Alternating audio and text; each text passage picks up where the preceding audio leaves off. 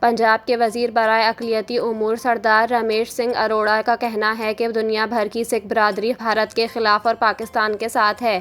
اپنے ایک بیان میں سردار رمیش سنگھ اروڑہ نے کہا کہ بھارت نے امرتسر اور گولڈن ٹیمپل پر بھی فالس فلیگ آپریشن کیا۔ بھارت نے خواتین اور بچوں کو نشانہ بنایا۔ معصوم بچوں کا لہو پوچھتا ہے، ہم کس سے انصاف لیں؟ بھارت سکھ مسلم دوستی کو خراب کرنا چاہتا ہے۔ سردار رمیش سنگھ اروڑہ نے کہا کہ پاکستان نے بھارت میں سکھوں کے کسی مذہبی مقام پر حملہ نہیں کیا۔ یہاں تمام اقلیتوں کے حقوق کا بھرپور خیال رکھا جاتا ہے۔